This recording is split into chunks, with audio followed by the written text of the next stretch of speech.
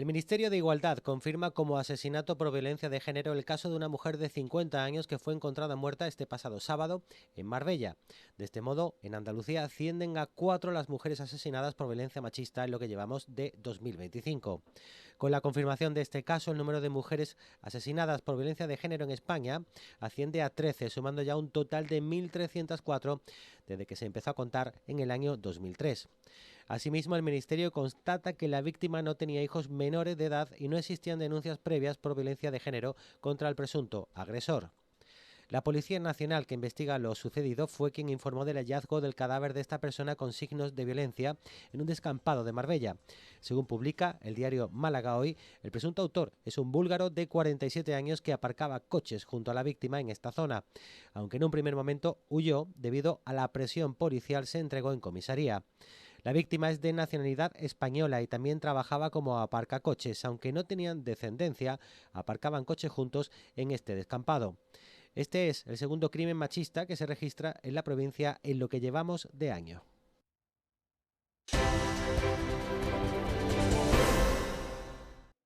Moreno ha hecho esta reclamación en la conferencia de presidentes. Para el jefe del Ejecutivo andaluz, la reforma de la financiación autonómica es un elemento clave, ya que cada año la autonomía pierde 1.540 millones de euros que son suyos.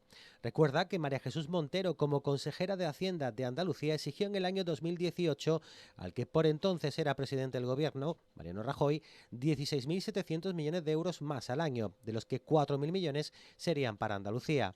He recordado a María Jesús Montero como consejera de Hacienda, exigió a Rajoy en el año 18, y está en el Boletín Oficial del Parlamento de Andalucía, 16.700 millones más al año, de los que 4.000 al año tenían que ser para Andalucía ya por aquel entonces.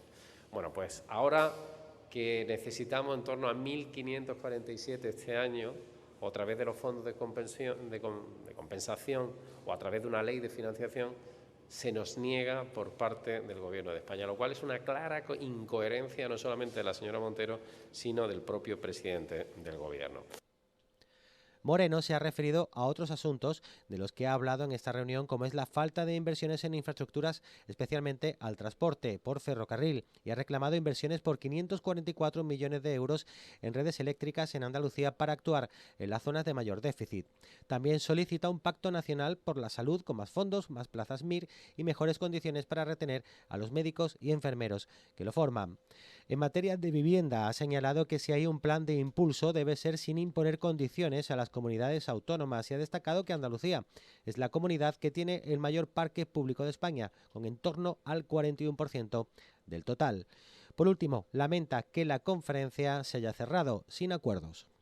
Y es un fracaso porque cuando no somos capaces ni siquiera de acordar una iniciativa importante para la ciudadanía, ni siquiera una recomendación o ni siquiera un compromiso por parte del Gobierno con el conjunto de las comunidades autónomas y la organización territorial del Estado, es que evidentemente esta conferencia tenía otro tipo de motivación.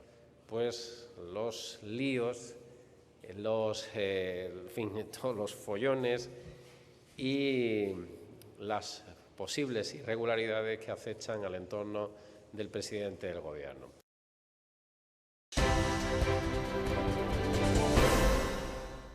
Agentes de la Policía Nacional han intervenido en la provincia de Málaga 360 kilos de hachís que transportaban ocultos en la caleta del remolque de un camión.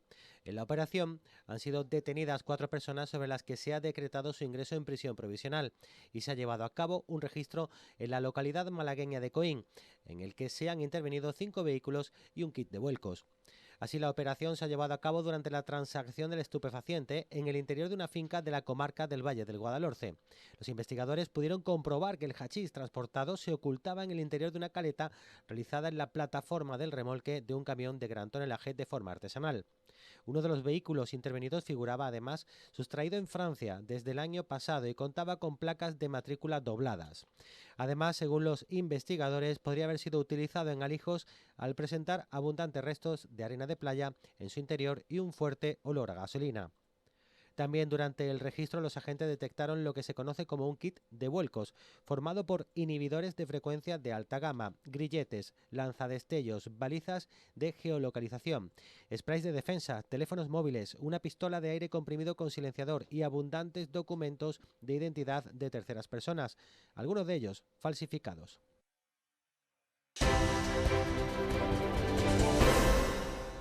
El secretario general del PSOE de Málaga, José L. Aguilar, solicita a la Junta de Andalucía ayudas para el comercio local. Aguilar, acompañado de la Asociación de Comerciantes y Empresarios de Rincón de la Victoria, que aúna a los comerciantes y empresarios de hostelería del sector de servicios del municipio, recuerda que este tejido empresarial también sufre las consecuencias de la guerra comercial internacional existente entre los distintos bloques. Los aranceles de Trump también terminan afectando al pequeño comercio, al pequeño y mediano empresario. Por eso queremos estar con ellos, poner en valor también las ayudas que desde el Gobierno de España se están poniendo, se están impulsando para este pequeño comercio, este mediano empresariado, y también demandar tanto a la Diputación como a la Junta de Andalucía que es necesario que ponga líneas de ayuda para que estos empresarios que tan importantes son en el día a día de una ciudad, en el día a día de un pueblo, pues tengan esa ayuda en estos momentos de especial dificultad. El PSOE recuerda que este tipo de comercio de proximidad es el que da vida a los barrios, a las ciudades y a los pueblos, ya que es un pilar más de la convivencia.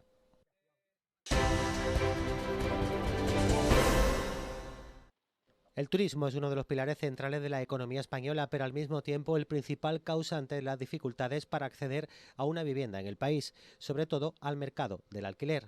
Así lo refleja un informe del Banco de España que afirma que el reciente dinamismo del sector turístico genera externalidades negativas, como las dificultades de acceso a la vivienda para determinados colectivos en algunas regiones del país. De hecho, destaca el dato de la demanda de compra-venta de vivienda por parte de extranjeros no residentes durante el pasado 2024. Que alcanzó cuotas elevadas en algunas zonas.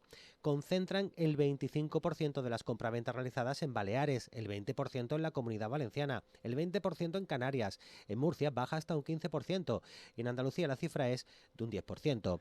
A nivel nacional de media supone el 8%. Estos datos pertenecen a compraventa. El otro factor negativo que se suma a este es el alquiler vacacional.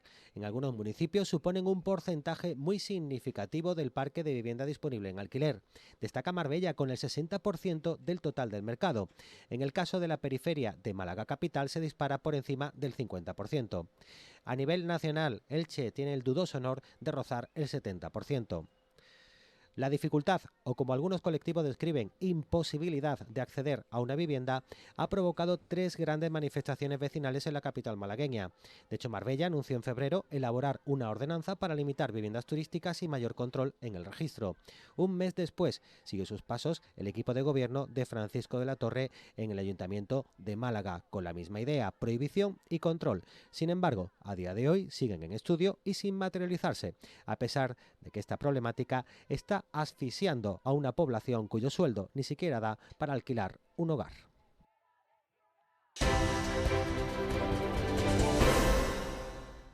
Vox ha hecho suya la lucha personal de Mari Carmen Mestanza, que lleva años luchando contra la administración pública para defender la existencia de la última vega existente en Málaga capital, frontera con Alhaurín de la Torre, donde han echado raíces más de 20.000 árboles frutales que acogen a más de 30 especies distintas de animales.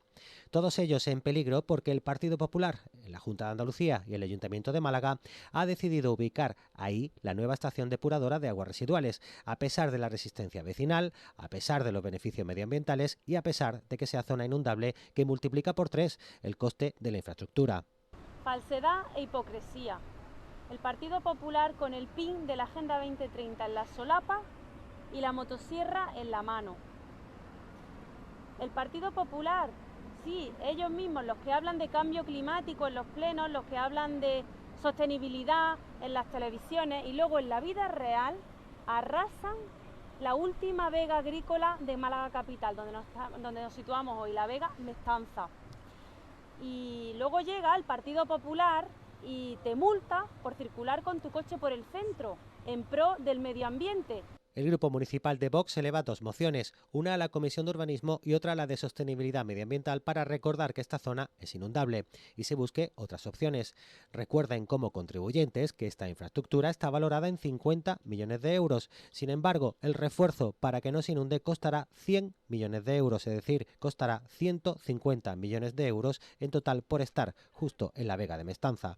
Recordemos que estamos en una zona inundable, una zona peligrosa, una zona que no reúne las características para hacer lo que se pretende hacer. Una EBAR que, si bien es necesaria y no nos oponemos a que se haga, entendemos que esta no es la mejor zona. Hay otras zonas, como nos consta y así se ha hecho ver, que bueno, pues pueden ser mejores alternativas que no esta. Ubicarla en otro lugar no solo ahorrará unos 100 millones de euros en su edificación, también supondrá la supervivencia de más de 20.000 árboles frutales, 30 especies animales y la economía de las familias que viven en La Vega.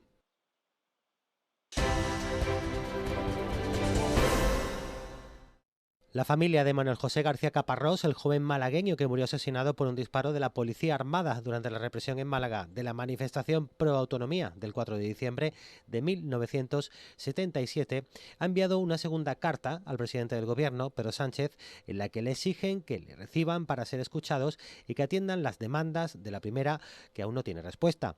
Las hermanas Purificación, Dolores y Francisca exigen la reparación de su hermano como víctima del terrorismo y que se desclasifique los documentos de la Comisión de Encuesta de enero del año 1978, en la que se investigaron en sede parlamentaria tanto el asesinato de su hermano como el del joven estudiante canario Javier Fernández Quesada, asesinado por la Guardia Civil un 12 de diciembre del año 1977, ambos aún bajo secreto de Estado. En febrero, en un acto de reconocimiento en la subdelegación, la vicepresidenta del Gobierno, María Jesús Montero, anunció el impulso de la desclasificación total sobre el asesinato de García Caparrós y sin anonimizar, es decir, diciendo los nombres. Sin embargo, meses después, las hermanas aseguran que el PSOE está bloqueando dicha desclasificación. Es que el Gobierno de España se está riendo de García Caparrós y de las hermanas García Caparrós, que no es normal que después de 47 años, cada vez que llegan los papeles al Gobierno, a donde tenga que llegar, lo echan para atrás.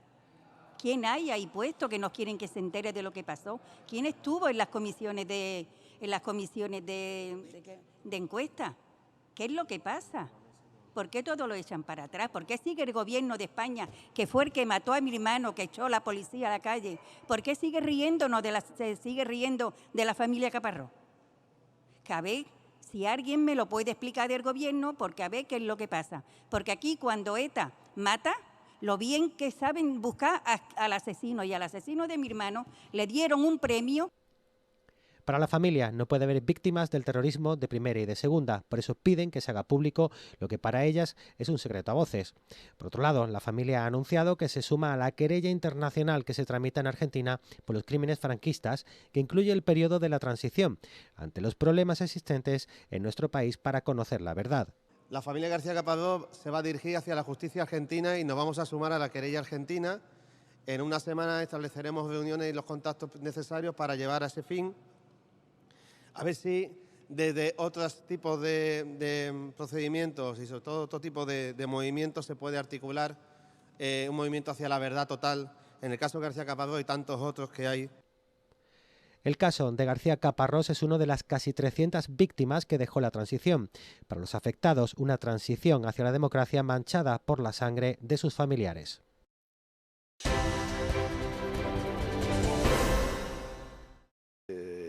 Estamos en ello, a toda velocidad.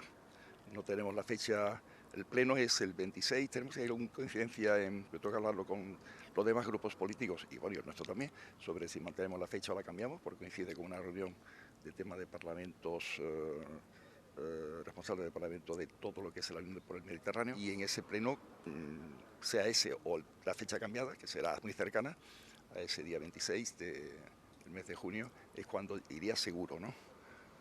Antes tiene su complejidad de fecha y queremos también, lógicamente, que al mismo tiempo vayamos avanzando en el pliego, que va, eso no tiene que ir a pleno, pero sí queremos que sea muy rápido, aprobar las parcelas y el pliego que permita hacer el concurso.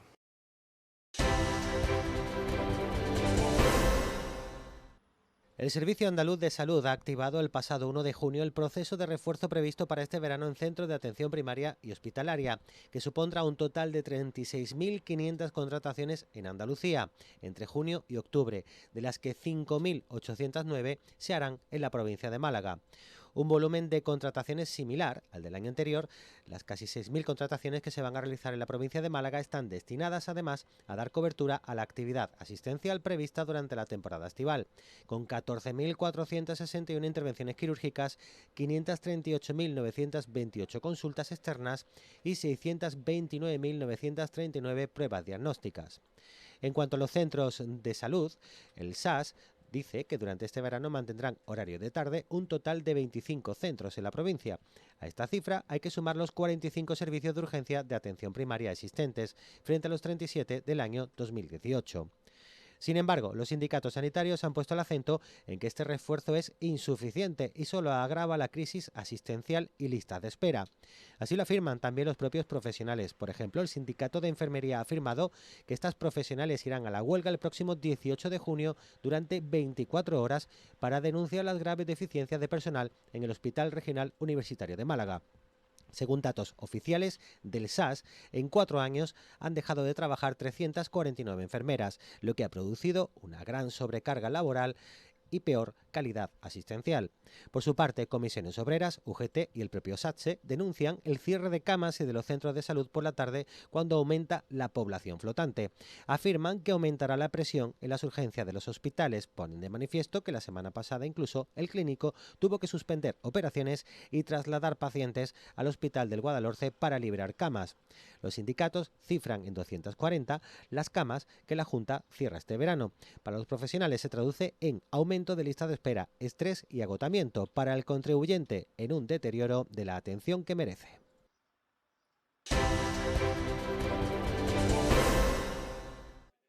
Para potenciar la movilidad sostenible y ante el crecimiento de población de la Costa del Sol, el Ayuntamiento de Málaga ofrece a la Junta de Andalucía la posibilidad de que la flota de la MT de servicio más allá de la capital a los municipios colindantes de la corona metropolitana.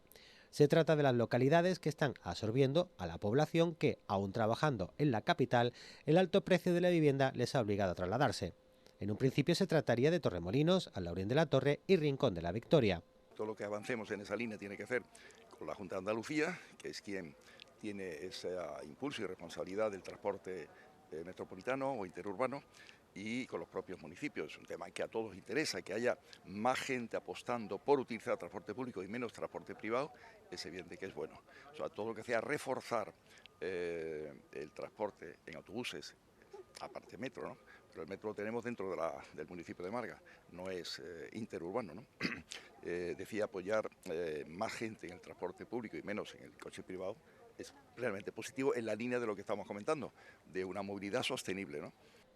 De la Torre señala que el fin principal es favorecer el transporte público frente al coche privado. Bajo esta premisa también plantea otras medidas como aparcamientos disuasorios en las afueras. En Málaga capital la idea es ubicarlo en la explanada del Palacio de los Deportes José María Martín Carpena.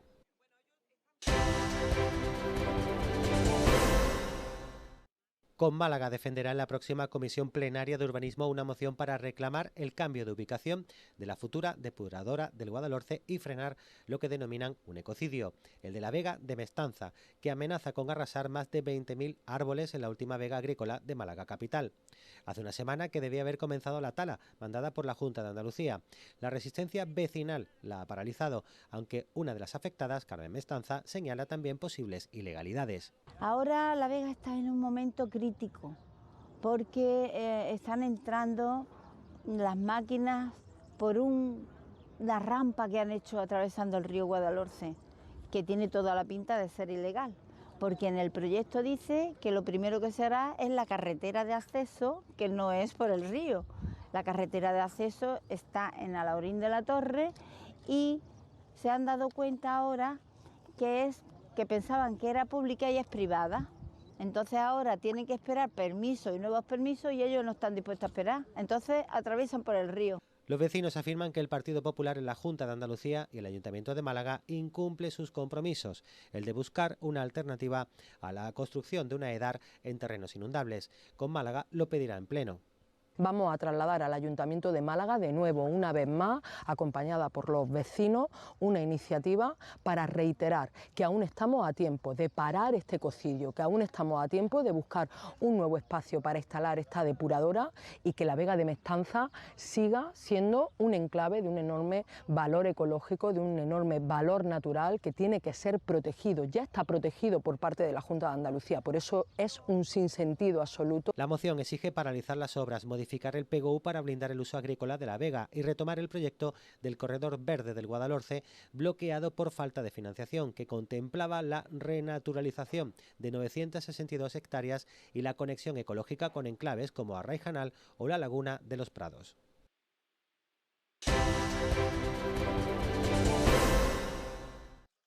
El Grupo Municipal Socialista se ha reunido con trabajadores de la cafetería del Parque Cementerio de Málaga. Exigen al Ayuntamiento la permanencia del servicio que este lugar suministra a las familias malagueñas durante el duro trance de despedir a un ser querido. El PSOE afirma que lleva 6 años denunciando la dejadez por parte del equipo de gobierno para mantener en correcta situación este servicio. No se puede cerrar la cafetería de Parque Maza. Sería una injusticia para los trabajadores y las trabajadoras que están aquí representados, pero también para toda la ciudad de Málaga.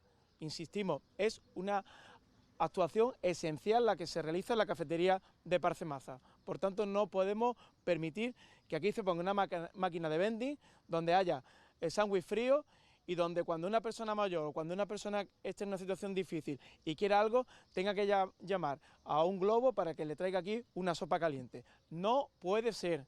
Es una vergüenza y Paco de la Torre es el que ha permitido esta situación. Para Dani Pérez, el gerente de Parcemasa, Federico Subirón, es cómplice y pide su dimisión por una gestión negligente y su incompetencia continuada. En sus palabras, Subirón ha dejado que se acumule una deuda de más de 800.000 euros con la Seguridad Social por no vigilar a la empresa concesionaria. Una deuda que ahora va a pagar el contribuyente malagueño. Por su parte, los trabajadores no entienden cómo no es viable económicamente un establecimiento por el que pasan 3 millones de personas al año. Es un negocio próspero, rentable y que con una mayor capacidad de gestión sería aún mejor.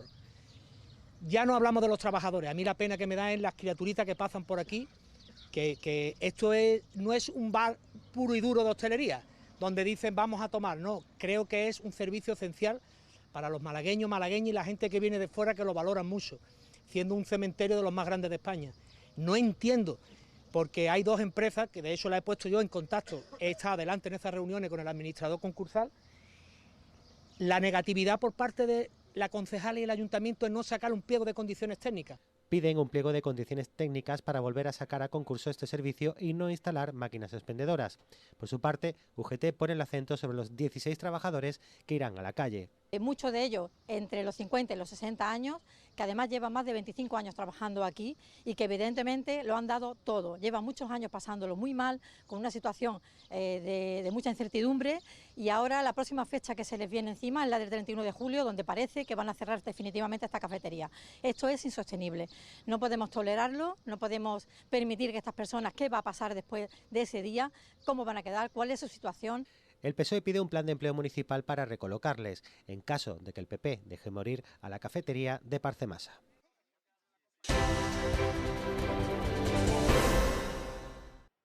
La demanda se ha presentado en la Sala de lo Contencioso Administrativo. En la misma solicita la nulidad de la ordenanza de movilidad del Ayuntamiento de Málaga que aprueba la implantación de la zona de bajas emisiones. Para el portavoz municipal, menoscaba los derechos fundamentales básicos. Decimos que va en contra de un Estado de Derecho porque cercena y coarta la libertad deambulatoria de los ciudadanos de Málaga.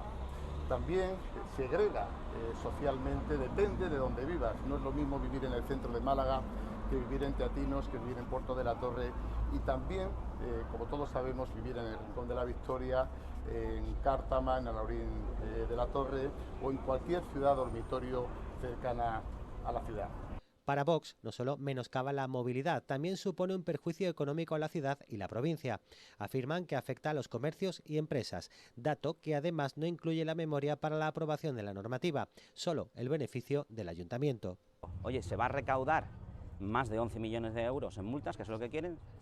La empresa municipal de transportes indican que recaudará aproximadamente medio millón de euros más, pero nada hablan de si va a afectar al paro, de si va a afectar a las empresas que hay en el centro, en las zonas restringidas, y por tanto solo por eso no se está justificando la necesidad de aprobar esta ordenanza. Ruiz Ballesteros afirma que la aprobación de las bajas emisiones no dispone de una memoria de análisis de impacto normativo, motivo por el que ya debe ser declarada nula. También aclara que el informe medioambiental es insuficiente, tanto en mediciones como en su propósito. Los propios informes lo que vienen a decir es, oye, la calidad del aire de Málaga, y esto es muy curioso, es que la calidad del aire de Málaga no supera los límites legislativos que impone la norma, con lo cual no hay necesidad ninguna de restringir el paso o de prohibirlo por ninguna de las calles.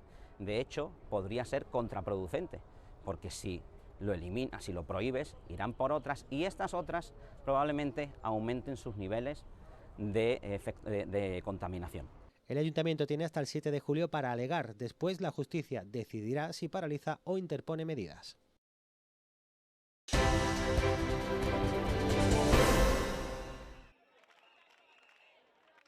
El sindicato médico y el Ministerio de Sanidad llevan meses negociando el nuevo estatuto que regirá la profesión, sin acercar posturas.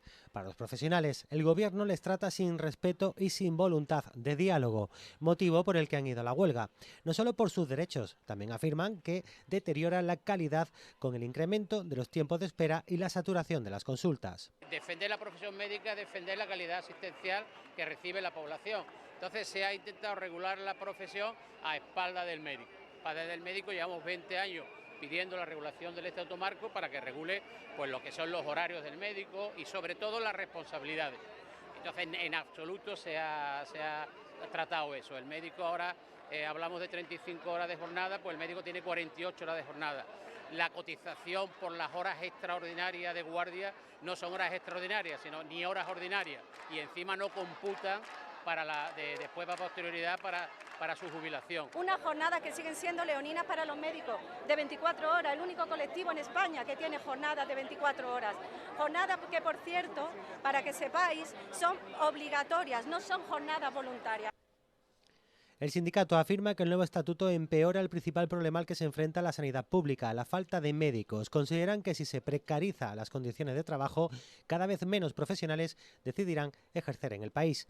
Tanto el sindicato médico como el colegio profesional definen de histórica este paro, ya que ha aunado a todos los representantes sindicales de los médicos, incluido el colegio profesional. Este anteproyecto de Estatuto Marco ha sido la gota que ha colmado el vaso y por una vez en la vida, como digo, estamos todos unidos.